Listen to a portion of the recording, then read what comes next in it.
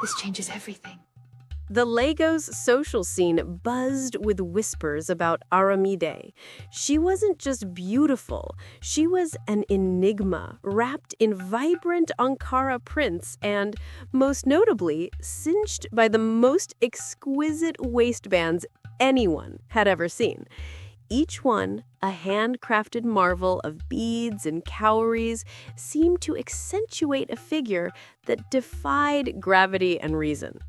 Men fell at her feet, women envied her effortless charm, and everyone wondered about the woman behind the captivating smile. She worked as a renowned event planner, orchestrating the city's most lavish weddings and exclusive parties, always moving with a grace that hinted at secrets held close. Her recent acquisition of the coveted golden cinch, a legendary waistband said to bring immense fortune to its wearer, only fueled the gossip. Was it truly just a beautiful accessory, or did Aramide's intentions run deeper than mere aesthetics? The answer, as many were about to discover, was far more scandalous than anyone could have imagined. Her eyes, often downcast in a show of modesty, held a glint of something powerful, something predatory that few ever noticed. She was a master manipulator, a weaver of illusions, and the golden cinch was merely another thread in her intricate web. The humid Lagos air hung heavy with anticipation, unaware of the storm Aramide was brewing. Her reputation was impeccable, her social standing unassailable, and her carefully constructed facade was about to crumble, revealing a truth that would shake the foundations of polite society. The countdown had begun, and Aramide, with her alluring waistbands, was ready to play her hand. Chief Adebayo, a man of considerable wealth and even greater sorrow, was a frequent client of Aramide's. His wife had passed a year prior, leaving him with a fragile, impressionable daughter, Kemi. Kemi, still reeling from the loss, found a strange comfort in Aramide's presence. Aramide, with her soothing voice and seemingly endless patience, became a surrogate mother figure, offering Kemi advice on everything from fashion to matters of the heart. Chief Adebayo, blinded by grief and gratitude, saw Aramide as a godsend. He confided in her, sought her counsel, and increasingly found himself drawn to her magnetic personality. Aramide, ever the professional, maintained a respectful distance, yet her subtle touches, lingering gazes, and knowing smiles began to chip away at the chief's defenses. She often wore a simple, elegant black waistband when she visited their sprawling Ikoyi mansion, a quiet contrast to her usual flamboyant style, a deliberate choice to convey solemnity and compassion. Kemi, meanwhile, was falling deeper into Aramide's orbit, confiding her deepest fears and insecurities.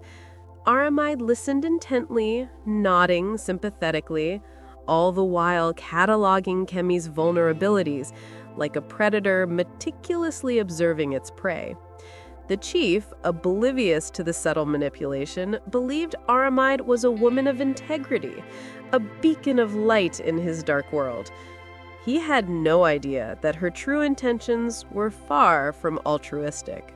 The Golden Cinch made its public debut at Chief Adebayo's annual memorial gala for his late wife, an event Aramide had meticulously planned.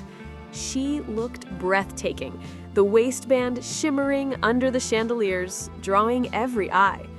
That evening, fueled by champagne and a growing admiration for Aramide, Chief Adebayo made a startling confession to her. He spoke of his loneliness, his desire for companionship, and hinted at a future where she might play a more significant role in his life. Aramide, feigning surprise and humility, gently rebuffed his advances, claiming she valued their professional relationship too much.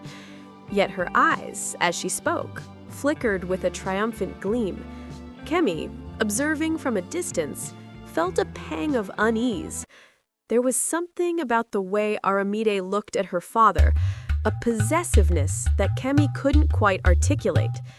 The golden cinch, with its ancient, almost mystical aura, seemed to hum with an unspoken power, a silent accomplice to Aramide's unfolding scheme. The party continued, a whirl of laughter and music, but beneath the surface, a delicate dance of manipulation was playing out. Aramide, with every graceful movement, every carefully chosen word, was tightening her hold on the chief, weaving a spell that he, in his vulnerability, was powerless to resist. The air crackled with unspoken desires and hidden agendas. Kemi, despite her initial affection for Aramide, began to notice inconsistencies. Aramide's accidental appearances at her father's private functions became more frequent. Her once humble demeanor seemed to shift subtly, replaced by an air of increasing authority within the household. One afternoon, Kemi overheard a hushed conversation between Aramide and her father's lawyer, a conversation that ended abruptly as Kemi approached. Later, Kemi found a discarded fashion magazine open to an article about the symbolism of waistbands in ancient Nigerian cultures, specifically mentioning their use in rituals of attraction and dominance. This discovery, coupled with her growing unease, led Kemi to discreetly investigate Aramide's background. She discovered that Aramide had mysteriously appeared in Lagos a few years prior, with no verifiable history before that. Her past was as elusive as the shimmering beads on her waistbands. The more Kemi dug, the more questions arose, and the less Aramide seemed like the benevolent confidant she pretended to be. A cold dread began to settle in Kemi's stomach. Her father, blinded by grief, was walking into a trap, and only Kemi, with her sharpened intuition, could see the danger. The elegant waistbands, once symbols of beauty, now seemed like ornate shackles. One evening, while Aramide was away on a supposed business trip, Kemi, driven by a growing sense of urgency, entered Aramide's meticulously organized study. She knew Aramide was fiercely private about her belongings, which only solidified Kemi's suspicions. After a thorough search, Kemi's fingers brushed against a loose panel at the back of a large, antique wooden chest. Behind it, she found a hidden compartment. Inside, nestled among legal documents and bank statements, was a small, ornately carved box. Kemi's heart pounded as she opened it. The box contained not jewels, but a collection of old photographs, mostly faded, depicting a younger Aramide, but, strikingly, with a different family. There were also letters, written in a florid hand, addressed to Aramide under a different name, detailing a complex scheme to infiltrate wealthy households. The most shocking discovery, however, was a series of detailed blueprints for Chief Adebayo's mansion, complete with annotations about security systems and hidden safes. The waistbands, once her signature style, now seemed to Kemi like a cruel mockery, a distraction from the intricate web of deceit Aramide had woven. A gasp escaped Kemi's lips as the horrifying truth began to dawn on her. Among the documents, Kemi found a particularly damning letter. It was from Arimade's mother, written years ago, detailing the betrayal suffered at the hands of Chief Adebayo's family. Arimade's mother, a brilliant but unacknowledged artisan, had designed a unique fabric pattern, which Chief Adebayo's father had stolen and claimed as his own, leading to the financial ruin and ultimate despair of Arimade's family. Aramide, then a young girl, had witnessed her family's devastation, fostering a deep-seated desire for revenge. The letter explicitly outlined her mother's dying wish for Aramide to reclaim what was rightfully theirs, even if it meant dismantling the Adebayo empire from within. The elaborate waistbands, Kemi now understood, were not merely accessories.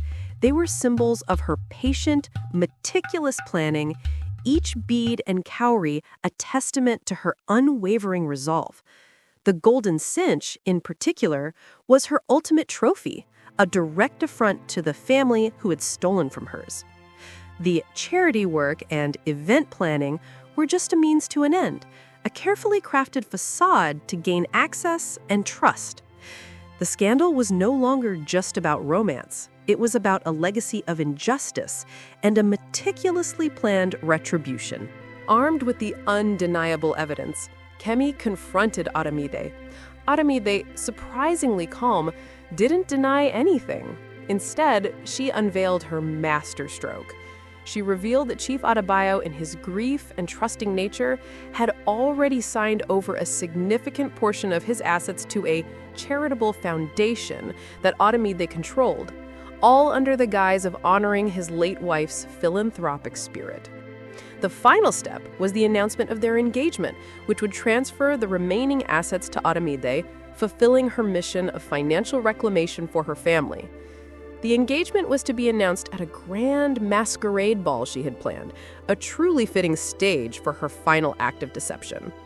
The waistbands, always a part of her public persona, would be conspicuously absent that night. Instead, she would wear a simple yet elegant gown, signifying her transition from event planner to matriarch of the Adebayo estate. Kemi was horrified, but Aramide, with a chillingly calm smile, reminded her that the legal documents were ironclad. Her victory was imminent, her years of planning about to culminate in a public triumph. The weight of Aramide's long-held grudge was finally manifesting itself in the most devastating way possible for the Adebayos. At the masquerade ball, as Chief Adebayo prepared to announce his engagement to Aramida, Kemi, with trembling hands, activated a projector she had secretly rigged. Images of Aramida's true identity, the incriminating letters, and the blueprints of the mansion flashed across a large screen, replacing the decorative projections.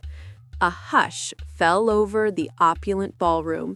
Chief Adebayo, his face a mask of shock and disbelief, watched as his meticulously crafted world crumbled before his eyes. Aramida, for the first time, looked truly rattled. Her calm facade shattered, revealing the raw anger and hurt beneath.